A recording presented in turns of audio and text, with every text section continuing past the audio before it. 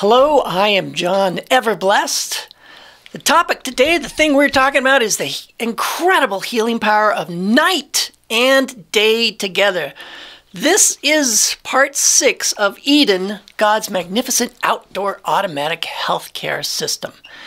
While sunlight is a powerful, comprehensive healing agent, it is not possible to be healthy without daily intervals of darkness. Both night and day are essential for our health. The heavens declare the glory of God, and the firmament showeth his handiwork. Day unto day uttereth speech, and night unto night showeth knowledge. And of Joseph he said, Blessed of the Lord be his land, for the precious things of heaven, for the dew and for the deep that coucheth beneath, and for the precious fruits brought forth by the sun, and for the precious things put forth by the moon. Now, who would have thought? What does that mean? God is showing us in these end times that he has healing agencies at work around the clock in every season. These are the counter agents to the weapons formed against us in these end times. When we mess with that balance and put light for darkness and darkness for light, we mess with our health care, and the weapons formed against us will certainly prosper against us. So, don't mess with the darkness. And what happens when we do mess with God's lights out schedule by turning night into day with bright artificial lighting? If we use bright lights at night, we will forfeit God's magnificent automatic nighttime health care and set ourselves up for cancer. Artificial light at night is directly tied to hormone-based cancers. Hormone-based cancers, also known as hormone-sensitive or hormone-dependent cancers, are cancers that use hormones to grow or develop. Hormones like estrogen and androgen can influence the development and behavior of these cancers. Hormone-related cancers, namely breast cancer, endometrium cancer, ovary cancer, prostate cancer, testes cancer, thyroid cancer, and osteosarcoma. All right, now here's the explanation of that.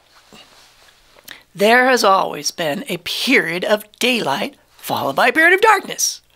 And that daylight, well, it changes. Of course it does. It's not the same amount, intensity, or color of light all the time. It changes from sunrise to solar noon to sunset. Key wavelengths of light have been isolated in that period of daylight to tell time for us, and that's called blue light. Blue light from the sun is exactly the light that we need to set our circadian rhythm. We've all seen sunlight through a prism. It gets divided into the colors of the rainbow, and that blue wave light range is the one range of light that literally appears at sunrise.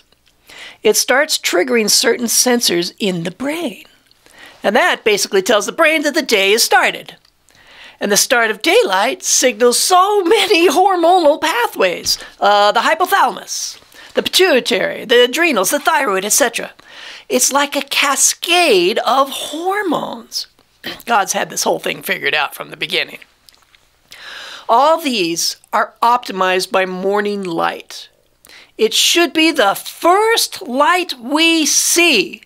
No screens, no light switch. It provides hormonal balance and optimal metabolism if we don't mess with it. Blue light first appears in small amounts, then grows in amount and intensity until solar noon. It then starts to slowly go away and disappear at sunset. The sensors in our eyes and skin, the sensors in our eyes and skin, that blue light is no longer available. It senses that blue light is no longer available. Campfire and candlelight do not contain blue light. Isn't that interesting? Now, the darkness sets off a whole different set of cascading hormones, different ones that were designed to be released at night for things like tissue repair, etc. But our artificial bright indoor lighting has completely divorced us from those changing wavelengths. It means we're messing with nature, and nature punishes those who mess with it. It messes with God's natural order of the light and dark cycles. As a result, we are seeing that artificial light at night is directly tied to hormone-based cancer. You sensing the dangers here? God designed that morning light automatically gives us a surge of certain set of hormones to start our day. Cortisol, steroid hormones, etc. And when the sun sets and darkness sets in, a different set of hormones automatically starts cascading. So, what happens when we turn on all the bright lights in the evening, and the TVs, and the computers, and the phones, and the night lights? Well, we don't get the nighttime hormones. Instead, we get a second surge of the daylight hormones. Darkness was designed to be as healing as daylight, if we don't mess with it. God's healthcare system was designed to be constantly healing, day and night, summer and winter. It was God's intent that we benefit from every healing phase of light and darkness. Our greatest chance for healing is in imitating Eden, an outdoor, close-to-earth lifestyle. At the sun cure clinics of Switzerland, tuberculosis patients were rolled into the morning sunlight for daily regulated sunbathing. Dr. Rollier found that morning sunlight was the most effective for healing, and he was the father of the sun cure. Everybody in this day and age, if they're talking about sunlight health, they refer to this guy. I'll read it again. Dr. Rollier found that morning sunlight was the most effective for healing, even though there's less UV. That means something. It means that there is more healing qualities in sunlight than just UV. He said treatment should be given in summer between 6 and 9 a.m. At low altitudes, even earlier still, because in this way, the best possible results can be achieved. This guy knew what he was talking about. He had battle-scarred experience for decades. I have a stack, huge stack, about 3 feet wide, of antique books on sunlight healing, heliotherapy, light therapy, etc., from our pioneers. And out of all those books, and all the books I've found since then, Dr. Rollier's book, Heliotherapy, was by far the absolute most practical, powerful book that I'm aware of on this topic. It's called Heliotherapy, 1927. Morning sunlight is the most healing. Now, this is from another pioneer health reformer, and she was at Avondale Health Retreat in Australia when she made this following statement. Let those who are making the plans for health reform in Korenbong arrange the sleeping rooms so that they will get the morning sun, which is so beneficial to sick people. The morning sun. The sun is the Lord's doctor. There is healing in its beams. That's not a metaphor. She continues, faith and works are to be combined. Do all you can to obtain the sunshine of the first morning hours.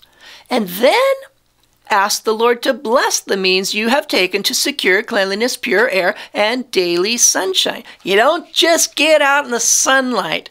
If you're out there in His healing sunlight, pray and ask God's blessing upon that. Because He's the one that ultimately does the healing. He makes it look like it comes from nature, from these things, from the sunlight. It doesn't. It comes from Him. Sunlight gets it from God, passes it along to us. Ultimately, God does the healing one way or another. So did you know that incandescent light bulbs, the kind that was in common use for well over a century, emitted light as a result of metal being heated? And this resulted in a warm glow that closely resembles the natural light of sunset. Interesting. You understand where we're going with this? These light bulbs give off very little blue light. Aha, that's where we're going. So they don't affect our sleep cycles, at least not as much as LEDs. So perhaps this is why incandescent light bulbs were banned all across the globe, all at the same time, because they did not cause cancer when you used them at night. But LEDs are predominantly bright blue light, which can cause hormone-based cancers. Because we don't want just blue light at night. Because that's gonna mess with nature, man. So I have the opinion that this ban on light bulbs all around the globe was of more than human origin.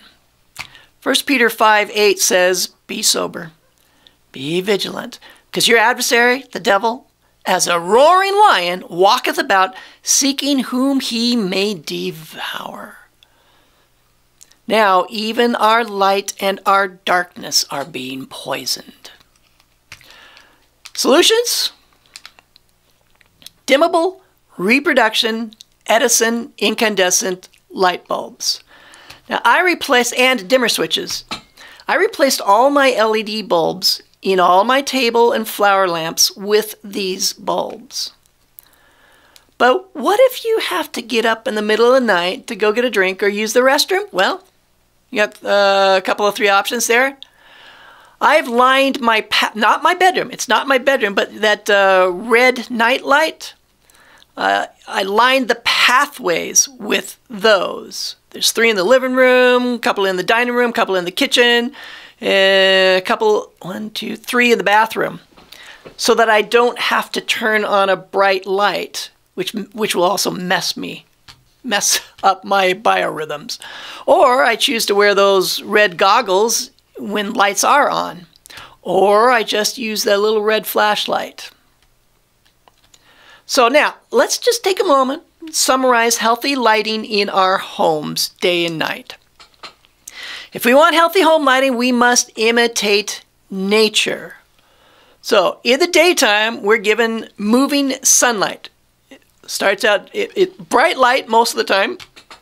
It puts out heat and ultraviolet light. So what we do to simulate that for daytime lighting, sun lamps would work. It provides UV and bright light and heat. Heat lamps would work. Edison bulbs would work. I sometimes supplement my lighting with black light because that contains ultraviolet light. Or you know what? We can open the windows. Let the sunlight in. Or we can do most of our working and sleeping and living outdoors. Or we can work on a porch. Now, in the evening, God provides lighting from the moon, the stars, and perhaps by a campfire. And sometimes it's just totally dark. Now, what we can do is use dimmed Edison bulbs, candles, or oil lamps, just like we used to. Not bright, just very dim. But when we sleep, nature provides it. Nothing is brighter than the moon or stars. Most of the time it's just dark. Now what we can do is we are required, if we're going to match nature, we need to sleep in darkness. And if we need to get up and get a drink or use the restroom, use a red flashlight or those red night lights. We are told to make it habit not to sit up. Oh, by the way, this is, before I read it, this is from that same health reformer that I spoke about in Australia. Make it habit not to sit up after 9 o'clock. 9 o'clock? Why 9 o'clock? Every light should be extinguished. That means after going to bed. This turning night into day is a wretched, health-destroying habit. Pretty sure our doctors have never told us that. This is from the antique books, and the antique books are always the best. Well, not always, but a great deal of the time. Anyway, let me read it again. This turning night into day is a wretched, health-destroying habit. How many of us have taken that seriously? Should have.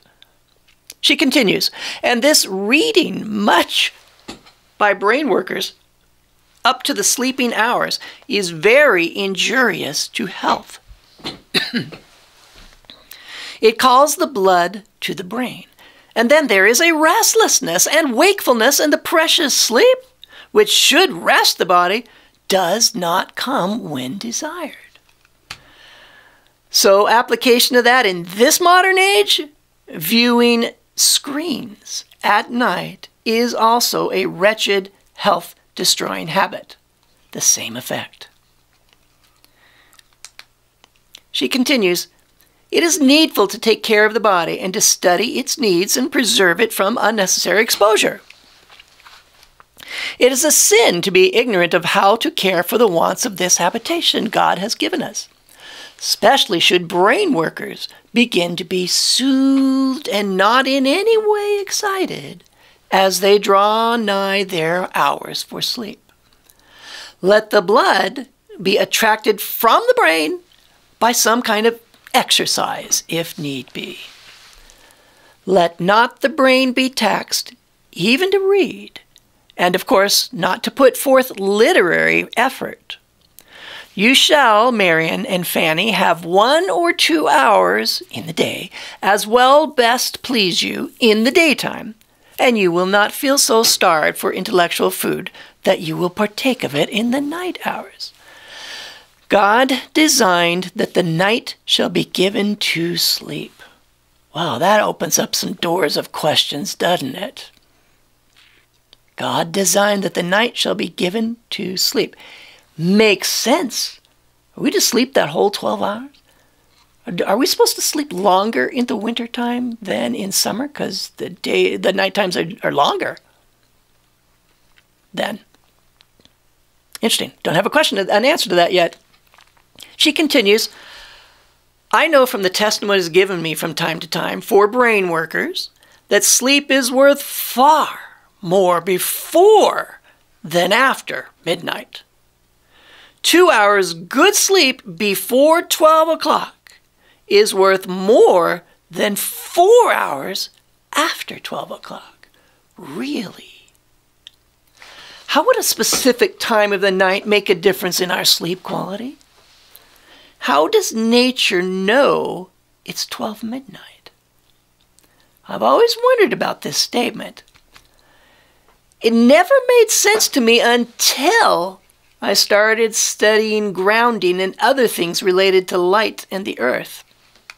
So, the next slide is from a scientific study which makes a connection between sleep patterns and grounding. It relates to the slide you are currently looking at. And this is from Clint Ober, the scientist who brought grounding to us in this modern day age.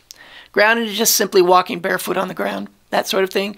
It goes all the way back to Eden when God stood Adam and Eve up on their feet barefoot. He didn't give them shoes. Sleep outside grounded.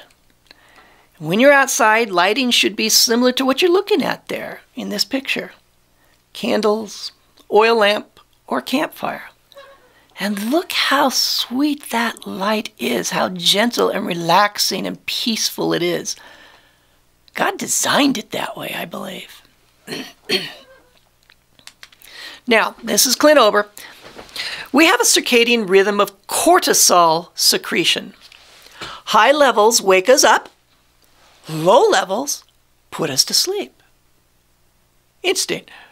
Graph A is the expected 24-hour cycle of circadian cortisol. Cortisol is lowest at midnight, starts going back up at 4 a.m. and peaks at 8 a.m. This may help explain the previous statements about the quality of sleep before and after midnight. But there's more to this. Graph B shows wide fluctuations of cortisol, highs and lows, in a group of 12 ungrounded women.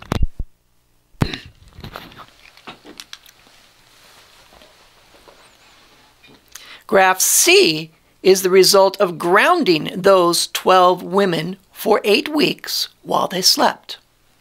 It realigned their natural cortisol levels and rhythms, making the levels uniformed, normalized, and synchronized, even though they lived in different towns. At 4 a.m., this is Clint Ober talking, at 4 a.m., cortisol starts spiking. And it reaches a peak around 6 a.m. By the way, have you ever noticed that the birds come out at about 4 a.m.? And we're on a regular schedule and doing everything right for our health.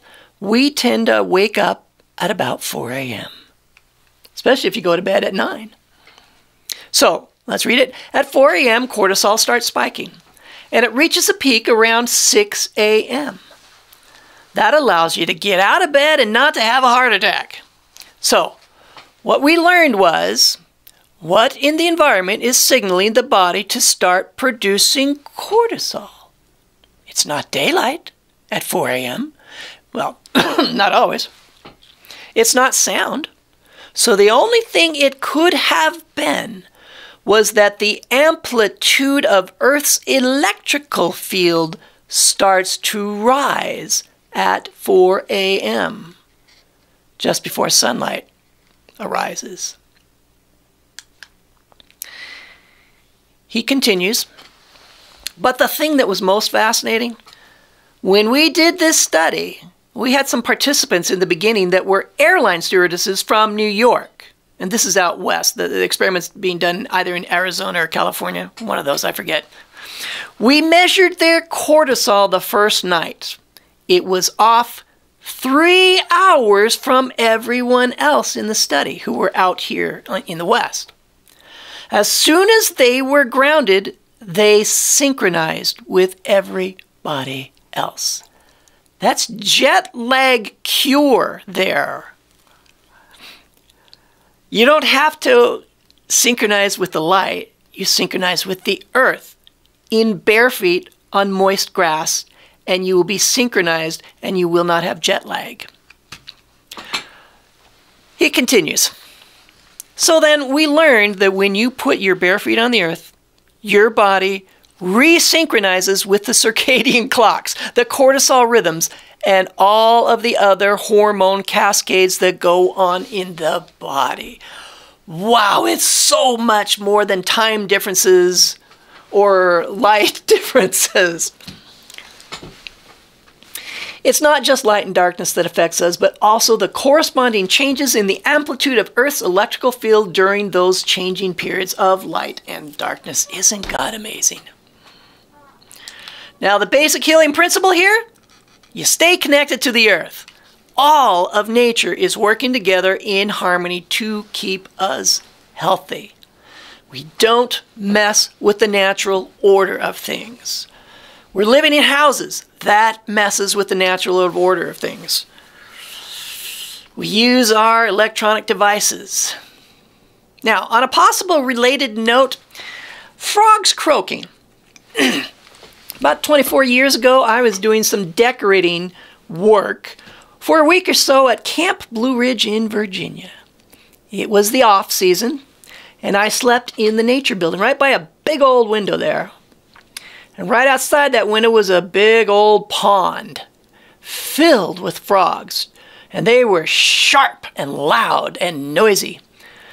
So my first night there, I was very concerned how I was going to be able to go to sleep with those croaking sharp frogs.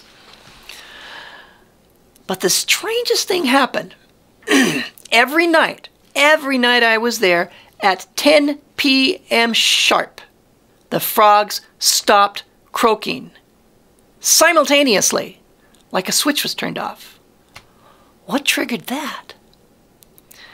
I'm now suspecting that it may have had something to do with the synchronized circadian cortisol levels of the grounded frogs, the changing amplitude of Earth's electrical field, perhaps. Very, very likely, don't you think? All right, let's change this topic just a bit. Vitamin D and darkness.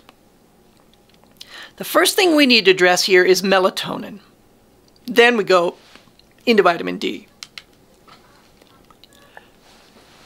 Your pineal gland releases the highest levels of melatonin when there's darkness, and decreases melatonin production when you're exposed to light. Your pineal gland receives information about the daily light-dark day-night cycle from the retinas in your eyes, and then releases melatonin accordingly.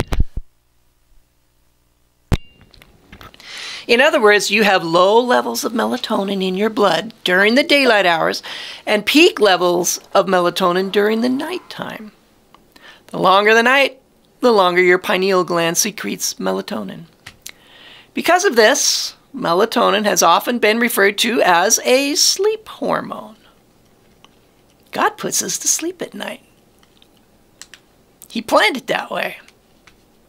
So now, if we take vitamin D in the darkness of winter, we thwart God's magnificent automatic wintertime health care. Oh man, it's fascinating. Vitamin D is not actually needed in the winter. Darkness is needed. Yes, our vitamin D is typically very low in the winter, and the merchants of pharmacia tell us, scream at us that is very bad. You gotta take these supplements of vitamin D. Oh no, the sky is falling. Does it make sense to you to have to supplement high doses of man-made vitamin D potion during the dark winter season when God himself deliberately shuts it off for the season? God didn't, what is he trying to kill us? No. Let's talk about this here. Melatonin is a hormone that your brain produces in response to darkness. And natural darkness begins at sunset. Melatonin helps with the timing of our circadian rhythm, a 24-hour internal clock, you know, and it helps with sleep. It turns out, this is so amazing. It's going to lead you back to God. It's just so fabulous. It turns out that scientists have discovered that melatonin binds to the binds to the vitamin D receptors in our bodies and exerts the exact same effect as vitamin D. Immune function, anti-inflammatory, antioxidants, etc., etc. Isn't that marvelous? Now, but we modern people, we let bright light at night mess with that melatonin and our sleep. If you look at the research, you will see that the majority of people are low in melatonin because their evening hours are spent in bright lighting and screens and night lights. This is life-changing information. It's changed mine. Now, I am sitting here amidst 1, 2, 3, 4, 5, 6, 7, 8, 9, 10, 11, 12 lights, bright lights at me during this presentation.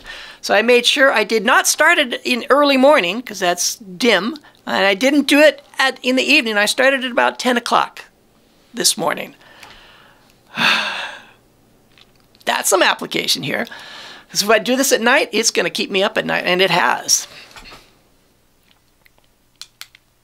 We were designed to maximize vitamin D in the sunny, warm seasons. But in the long darkness of winter, we were designed to make tons more melatonin because we don't make vitamin D through our skin in the winter. When the seasonal light environment gets to a certain low point, God flips a switch and melatonin takes over. If we don't thwart its production in natural timing with bright artificial lighting, screens, and night lights. Don't put white light night lights in your children's rooms. It will mess with them. And it will mess with them. Maybe that's why babies keep getting woken up and then, what if? Oh, that never occurred to me before until right this moment. If you want your baby to sleep really well, the best chances for it, don't have a night light on. Don't let them be in bright artificial night in the evening. Expose him to the sunlight, the sunrise, first thing in the morning. What if we did that for our babies? Not just ourselves, but our babies and our children. That's interesting. You get that baby on an actual earth, ground the baby too. Get him on an earth rhythm where the electrical amplitude is on the side of keeping the baby asleep, where the darkness is on the side of keeping the baby asleep. That's interesting. I'm so happy I just thought of that. No, I didn't think it. I'm absolutely sure this stuff, that was not me. But it's just an amazing thought. Should have put that in writing.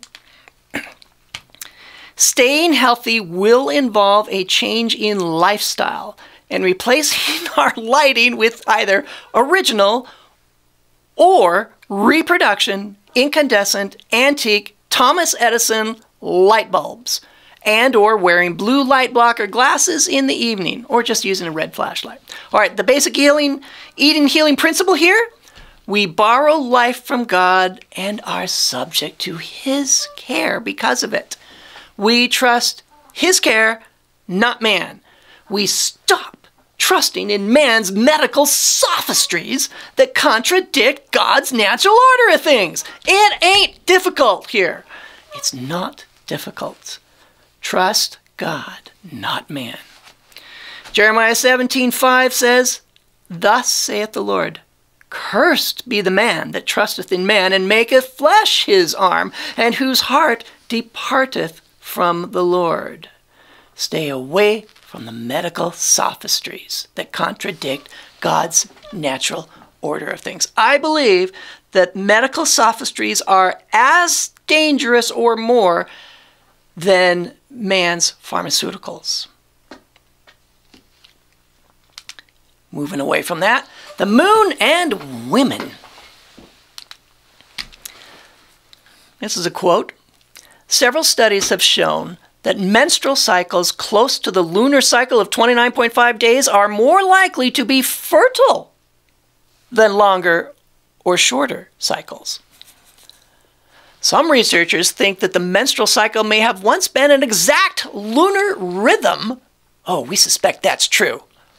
But that indoor life with artificial lighting prevents most women from having their cycles properly timed by moonlight. Oh, yeah, interesting. And they used to ground as well.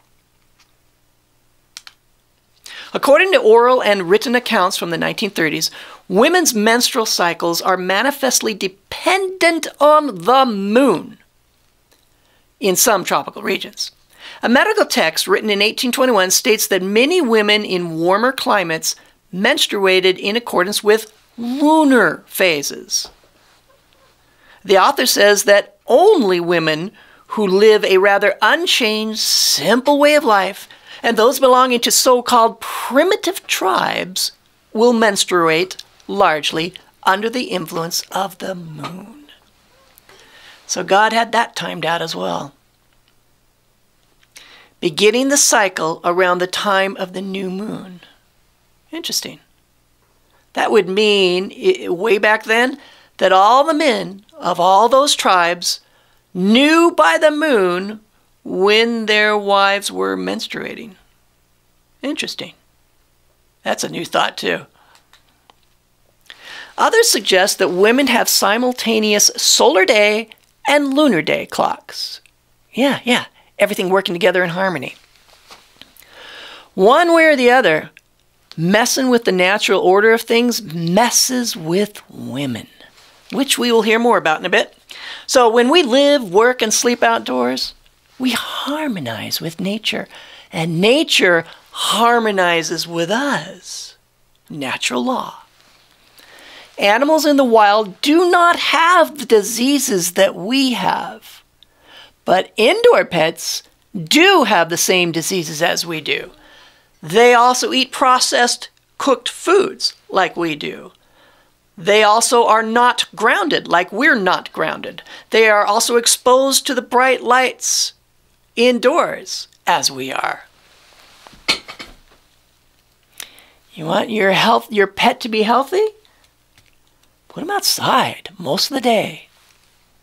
Don't let them be exposed to bright light at night. If you want to heal or help heal a sick animal, get them outside. Let them eat grass, expose that sunlight, ground it, etc., etc. Yeah, there's more than we can do. There's more we can do for animals than just fret or take them to a doctor who gives them drugs. We can put them outside in the healing environment. Interesting. I'm making a lot of connections this morning on this stuff I hadn't thought of until I'm actually doing this. I did ask God to fill in the blanks, inspire thoughts that didn't come from me, and I seem to be experiencing that here today for your benefit, for all of our benefit. All right, now the basic eat and healing principle of all this, the sun, the moon, and planet Earth all work in harmony to keep us healthy. And our babies healthy. And our pets healthy. The heavens declare the glory of God, and the firmament showeth his handiwork. Day unto day it uttereth speech, and night unto night it showeth knowledge. And of Joseph he said, Blessed of the Lord be his land, for the precious things of heaven, for the dew, and for the deep that croucheth beneath, and for the precious fruits brought forth by the sun, and for the precious things put forth by the moon. All right, now working at night may have scary health consequences for women, not just men. Not just women. Women who work at night or in rotating shifts. Whoa, rotating shifts? That sounds like a new mother. She has to work in rotating shifts. Her sleep cycles are all messed up. Women who work at night or in rotating shifts experience more irregular or painful menstrual periods, fewer pregnancies, more problems during pregnancy, and higher rates of stillbirths than do women working the day shift. Wow, we were designed to sleep at night.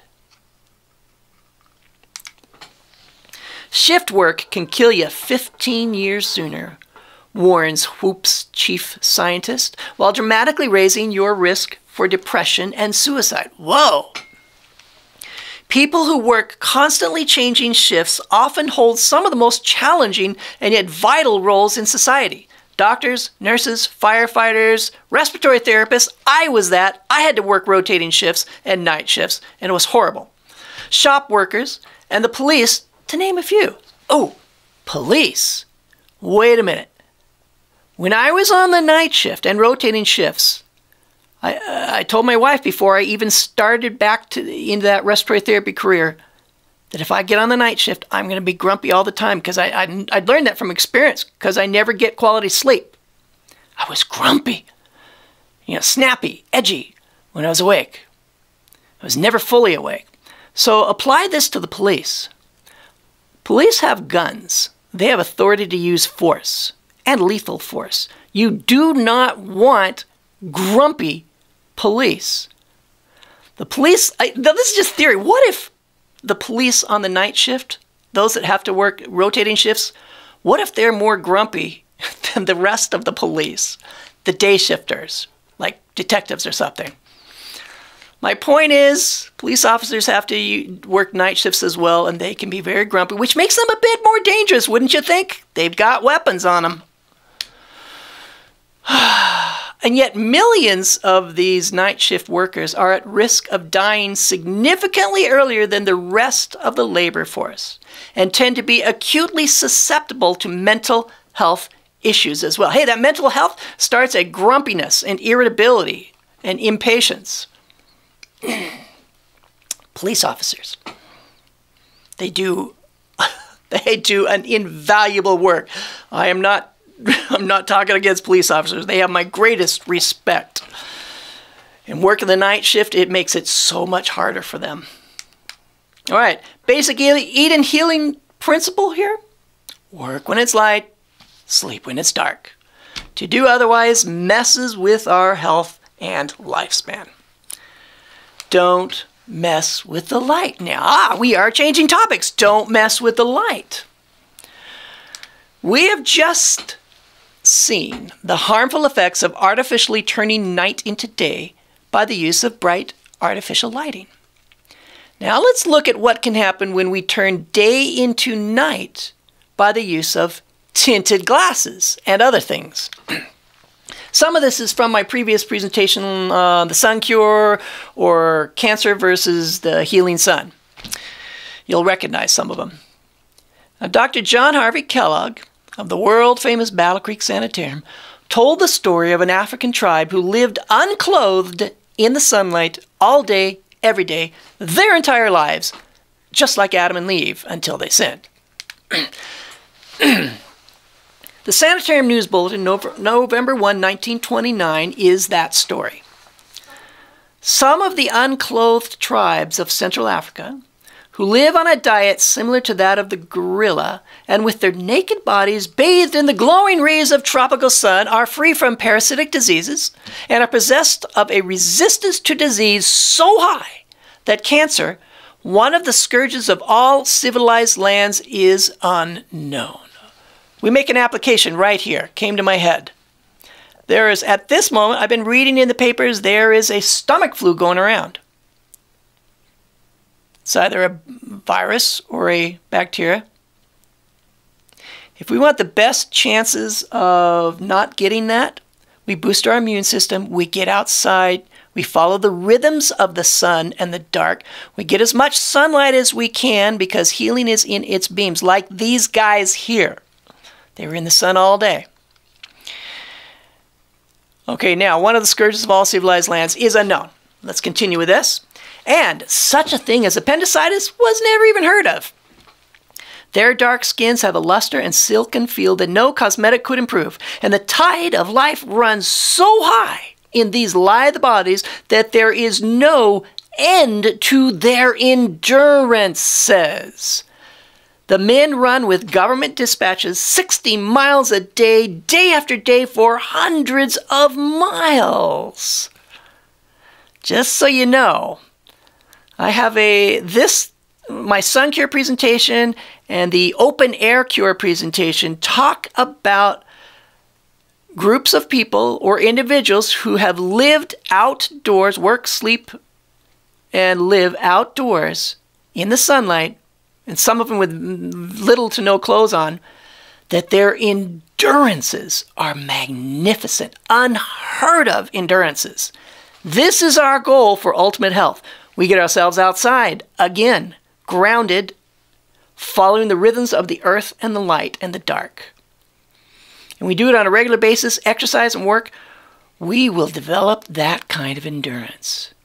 That is magnificent. Now, I told you this story here to tell you this next one. What do you think would happen were we to take another African tribe whose members were also lived all their lives unclothed in the sunlight all day, every day, but distort the sunlight on just 2 square inches of the body? The sunlight that enters their eyes. All right, here's the story. Dr. John Ott had a dinner given prior to one of my lectures. I sat next to the daughter of the late Dr. Albert Schweitzer. Our conversation dwelt mostly on her experiences as assistant to her father at Lamberine. By the way, Dr. John Ott is a photobiologist, very famous. Everybody quotes him. On Lamberine on the west coast of Africa.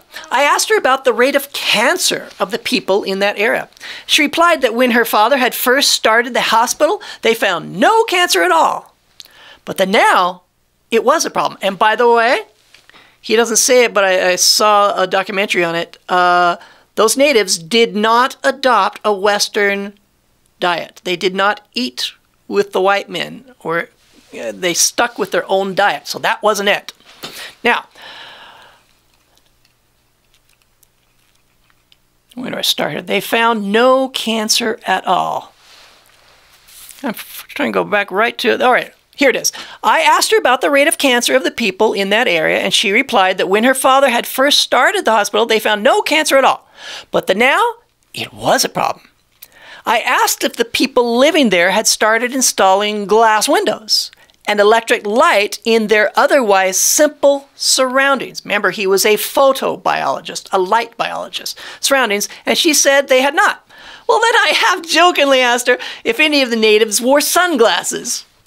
Oh, man, she looked startled and then told me that the natives paddling their dugout canoes up and down the river in front of the hospital often wore no more than a loincloth and sunglasses. Oh, sunglasses.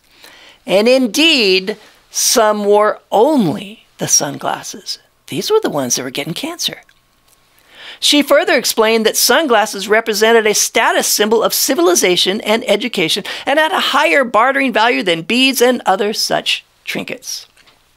So, even though unclothed natives are in the tropical sunlight all day, every day, their entire lives, they experience no cancer. But when they started distorting just the sunlight that enters the little eyes by wearing sunglasses all day, every day, cancer was the result. When we humans started wearing sunglasses, that was when we really started messing with God's natural order of things. Let's hear some few more related stories by Dr. John Ott. Dr. John Ott's broken glasses improved multiple health conditions. Here's John Ott in his own words. He's the author of Health and Light. He retired to Florida, hoping that southern sunlight would improve his legs, which were severely crippled by arthritis. I'm sorry, this is not his own words. I paraphrased it, summarized it. Some of this will be his, but not this. Unfortunately, sun soaking failed to help until he broke his sunglasses. Sunbathing without them improved his condition in a few days, really. Even enabled him to throw away his cane. To his delight, he found that his vision also improved. By the way, that was 6 months. That part there, the vision, took 6 months, just in case I don't mention it here in the future. Not a few days, unlike the arthritis. Dr. Ott found that the sunglasses filtered out almost all UV rays from the light reaching his eyes. He recommended that his friends also discard their sunglasses, and they received similar improvements in their vision. Really? Let's read that again. He recommended that his friends also discard their sunglasses, and they received similar improvements in their vision. After 6 months of not wearing my glasses, except for what little driving of the car was absolutely essential, and for focusing my projector when showing pictures, I began to notice that wearing my glasses, even for these short periods, seemed to strain my eyes more and more. Accordingly, an appointment with my oculist for a regular checkup seemed advisable. The principal difference in my new prescription was that the rather strong prisms previously needed to correct a muscular weakness were no longer needed. That should inspire us. He continues, during the worst of my arthritis, this is a quote, my children also began calling me Baldy.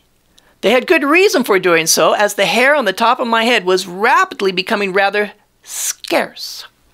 However, this situation, balding, also corrected itself after I began staying outdoors without my glasses. What if your husbands can get their hair back?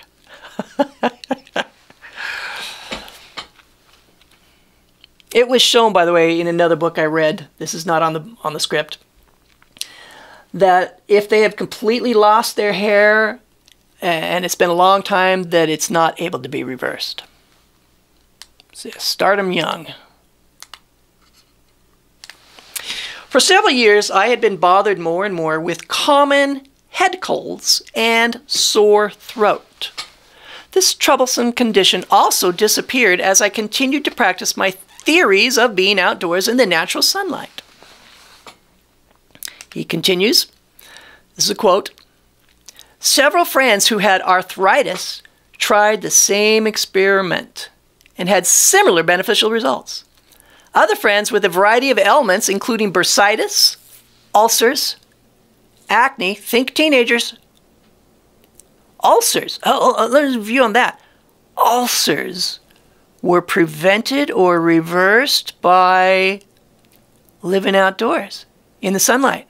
Ulcers. Yeah, I know someone I could tell that to. Acne and bleeding gums.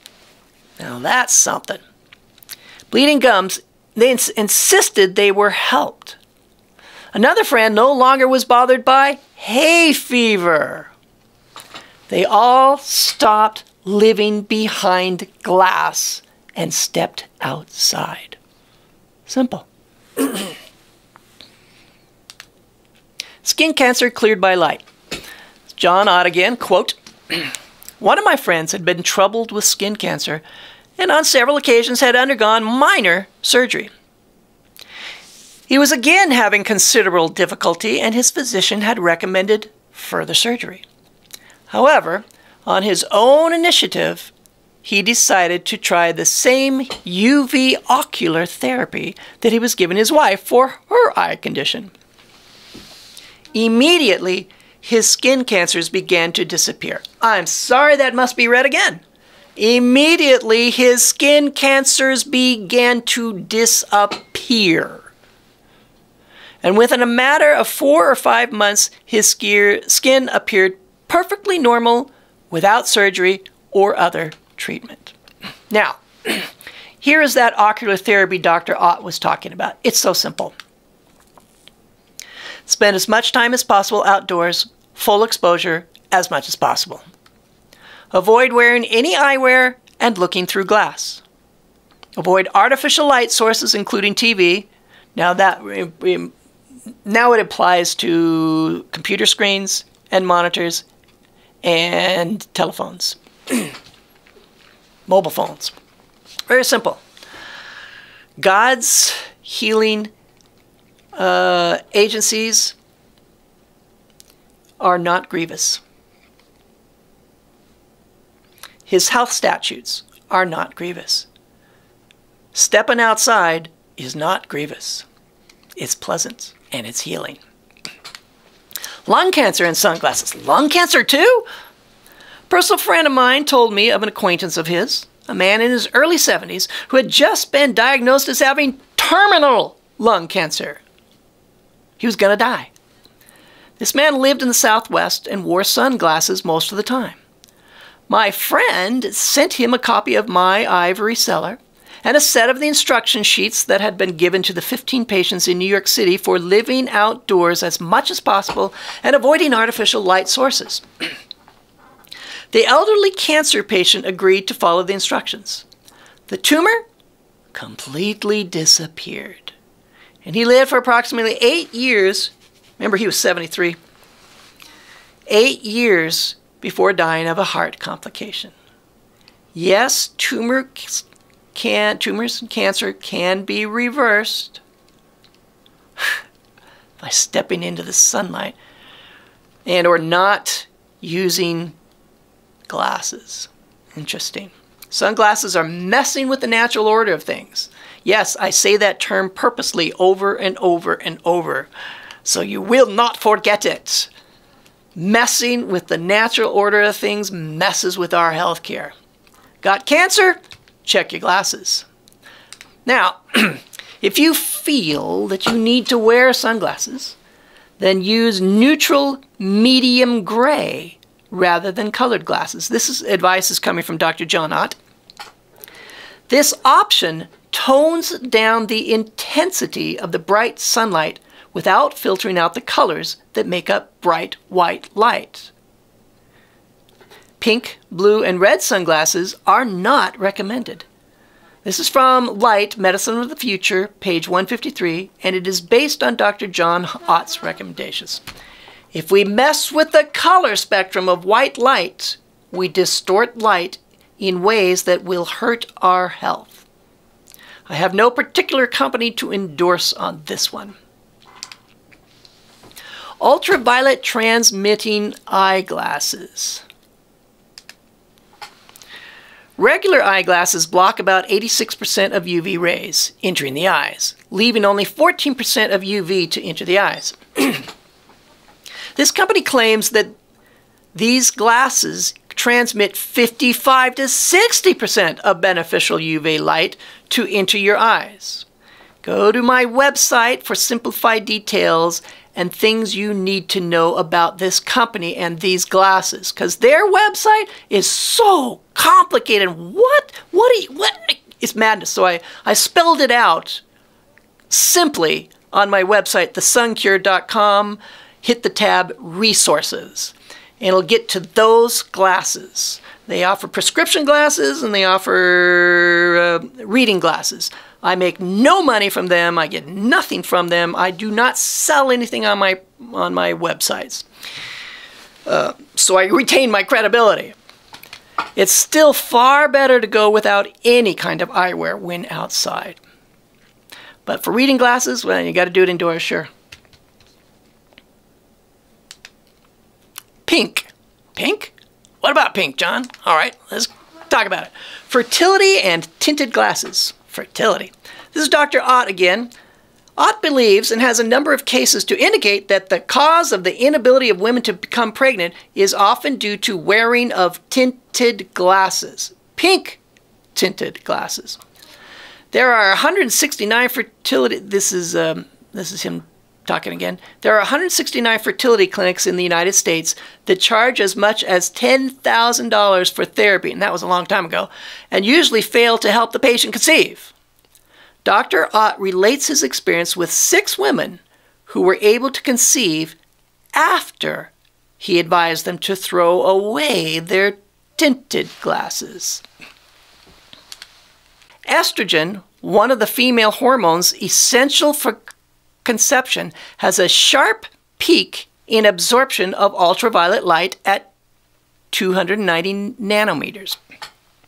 This frequency of light is usually filtered out by sunglasses, and therefore the woman's estrogen is not activated properly, and she cannot conceive. The same principle may well hold true for the male hormone. Athlete performance, aggression, and pink glasses. This is from the Kansas City Royals Baseball Academy, Sid Thrift Director, to Dr. John Ott. Dear John Ott, 30 days have now passed since we changed one of our players' glasses from a pink tinted to a medium gray as per your recommendation. It was amazing to observe how the player was changed from a hyper-aggressive and helmet-throwing player to a very relaxed person. There was a great deal of improvement in performance as well. The performance of one of our other players, who had mysteriously retrogressed for no evident reason, has, since the removal of psychedelic-type red lighting from his dormitory room, regained his usual good performance. Our entire staff would again like to thank you for the time you have spent enlightening us in areas that for too long have been explained only in vague generalities. Kansas City Royals. Yep, there's something to this. Pink glasses and psych issues. A questionnaire was given to about 300 college students by a psychology professor concerning eyewear, contacts, color of that eyewear, time spent outdoors, and time spent in front of the TV. Dr. John Ott tells about it here. Here's the quote. One rather clear relationship did show up. Although not statistically significant because only 3 cases were involved, 3 students did reply that they constantly wore hot pink glasses. And a check with the faculty ratings indicated that these same 3 students also were considered to be the most psychologically disturbed students in the college. Yeah, you got pink glasses, throw them out. Who knows what you can become with it? Does hot pink glasses, would that affect our ability to think properly? Well, it messes with the mind. It does at that. Huh. I know someone with pink glasses. Okay. Prostate cancer versus pink eyeglasses. Dr. John Ott speaking. An elderly acquaintance had been diagnosed with prostate cancer, and surgery had been recommended. I found that he had, for many years, been wearing eyeglasses with a light pink tint. And I was able to persuade him to stop wearing these and get some new full-spectrum clear UV transmitting spectacles. I advised him to cut down as much as possible on watching TV and to spend more time outdoors or at least on an open screen porch. Hold on here. Yeah, that's interesting. I got to make this point while it's still in my head. Watching TV. So it's not just pink glasses. Those screens that we've been talking about through this presentation, they mess with the natural order of things as well. Blue light, these things can be causing cancer, like we discussed, but it somehow just hit me gangbusters right now. Watching TV isn't just bad for us psychologically and spiritually. It is bad for us, dangerous for our health. If you got cancer, take off your glasses, take off your sunglasses, take off your contact lenses, stop watching TV, get off your computer. Your life is at stake. Spend your time outdoors. Interesting. Now, let's continue on with this guy. He has now gone for 3 years without surgery, and the problem has apparently disappeared because he stopped wearing these things.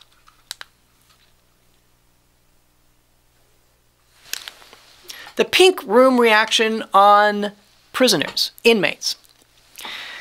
Baker Miller pink is used in jails, juvenile reformatories, and hundreds of correctional centers around the world. It absorbs all light rays except pink. That's why we paint our interior walls white, because it will reflect white light back at us, complete, whole white light. It absorbs all light rays except pink, referred to as monochromatic malilluminated environment. It has a calming effect, but saps energy. It decreases aggression, violent behavior, self-mutilating behavior, appetite, and stress. The new confinees only required a maximum of 15 minutes of exposure to ensure that the potential for violent or aggressive behavior had been reduced. Further, it was surprisingly discovered that the effects of the color linger on for at least another 30 minutes after removal from the cell. Most effective in jail cells less than 8 by 10. The effect of Baker-Miller pink has also been noted in colorblind and some blind subjects, suggesting a physiological mechanism.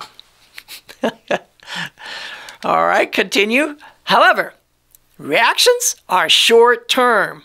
If left in cell too long, prisoners may regress to an even more agitated state. Application to us, now what do you think that would be? Think of families. Think of your little daughter. Don't paint your daughter's bedroom pink. You will have a bad seed as a result. Man, one grumpy, unhealthy little girl. Pink seems to be used very judiciously in nature, in small doses. Have you noticed that? And if it does show up, like on certain trees in spring, it lasts only a little bit. And it has lots of green leaves too.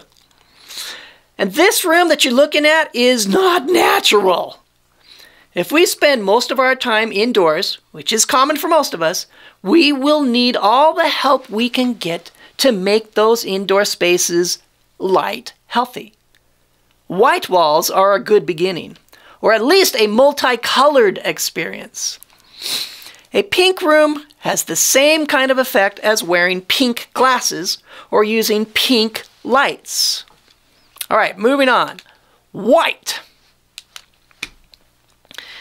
The visible spectrum is a small percentage of sunlight, but it is a very important part of that spectrum.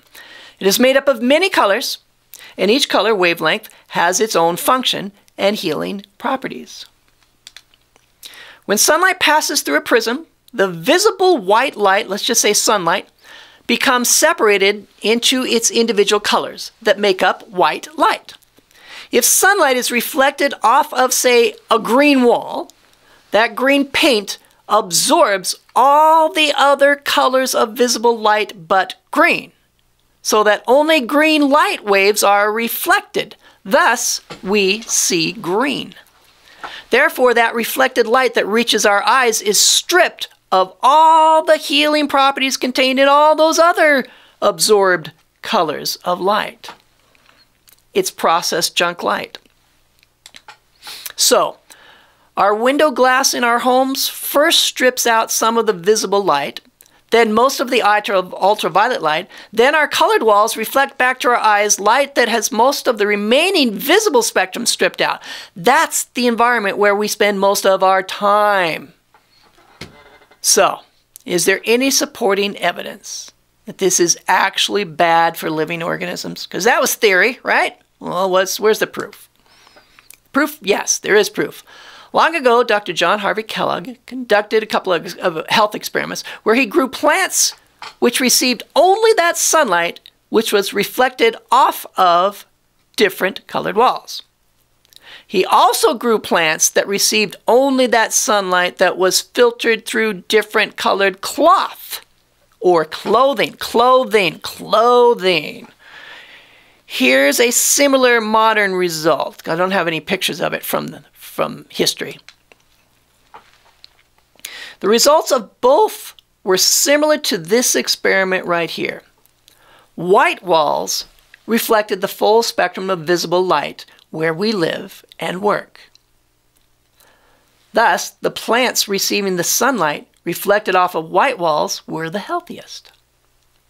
Colored walls may be needlessly adding to today's light-deprived homes and offices.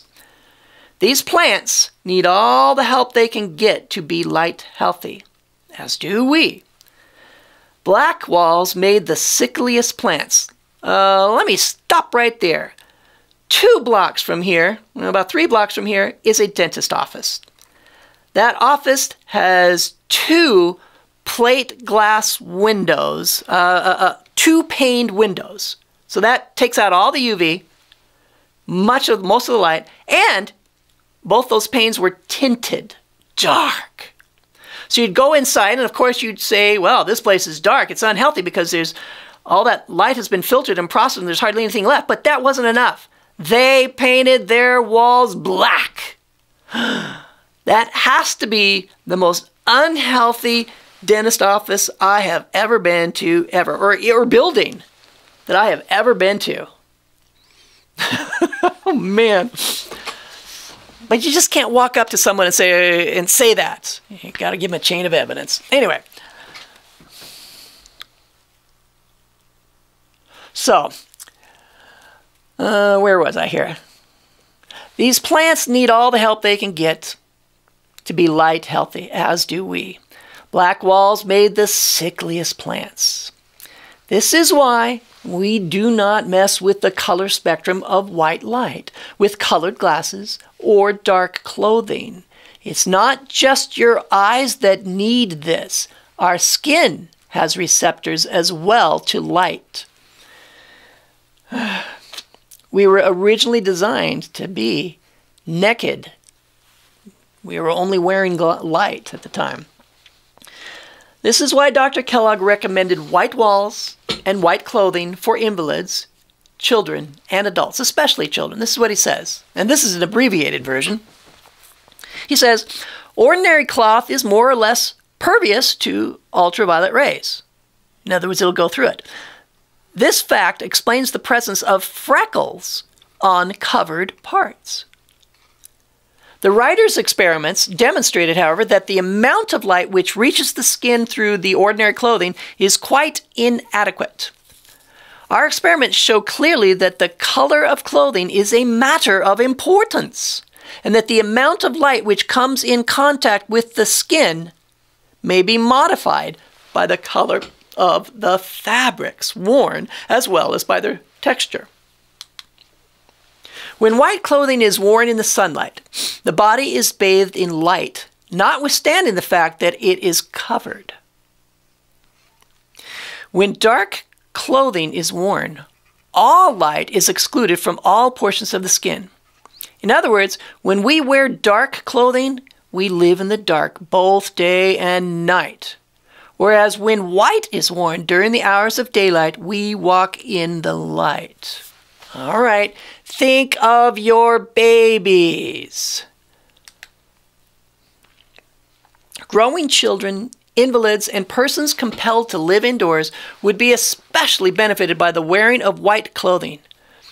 And I know Dr. Kellogg states that it's best to have these kids near naked, if nothing else, when they're growing up. I mean, when they're babies, when they're toddlers, to get the greatest benefit. We need to find a way to implement that privately. Now let's just close with just 10 or so tiny little historical examples of what undistorted sunlight can do for our health. Undistorted, so bones. All right.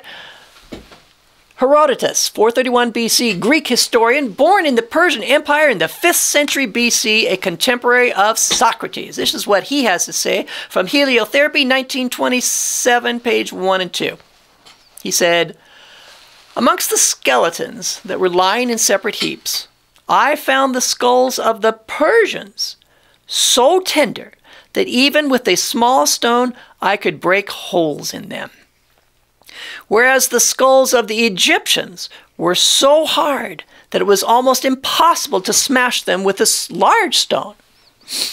As the cause of this, they state, which I readily believe myself, that the Egyptians are in habit of cutting their hair short from their youth, and that consequently their skulls became hardened in the sun.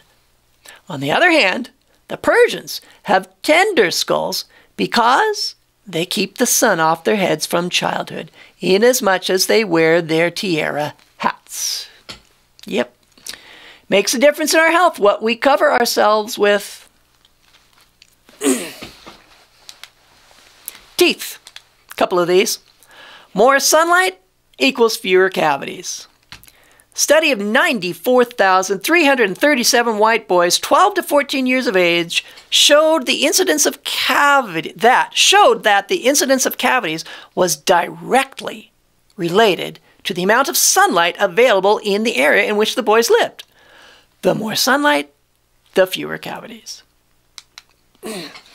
Cavities are seasonal, low sunlight. In a study involving over 800 children, it was discovered that the incidence of dental cavities was much higher during the winter and spring months than during the summer months when people are outside in the sun.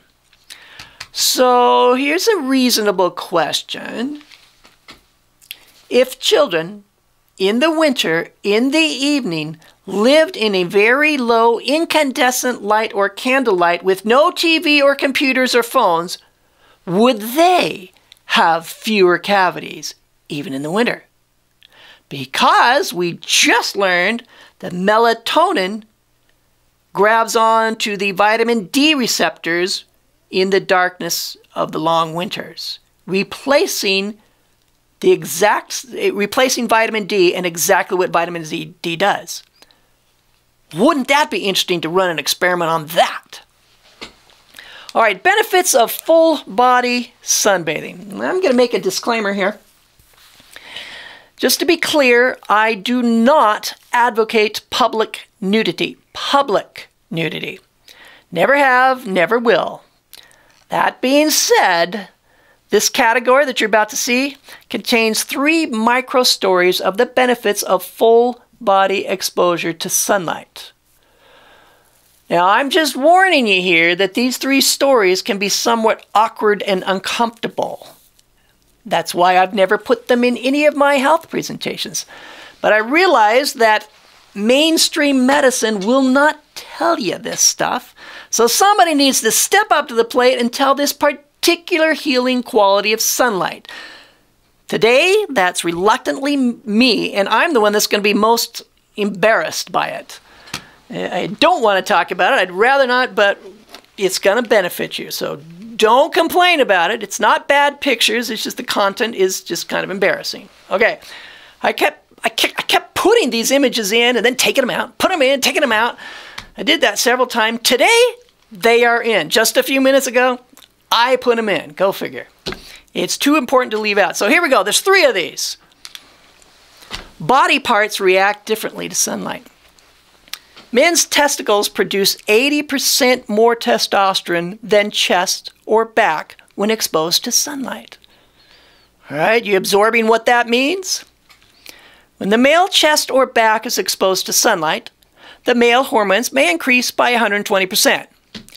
When the genital area is exposed, the hormones increase by 200%. Sunlight striking any part of the male body stimulates testosterone production.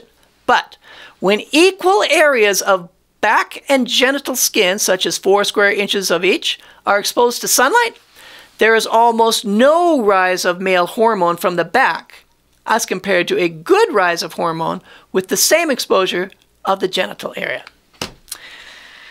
And then, of course, sunlight to the eyes triggers completely different health effects. All right, number 2. This one's the hardest. I don't like this one. Childbirth is easier on nudists.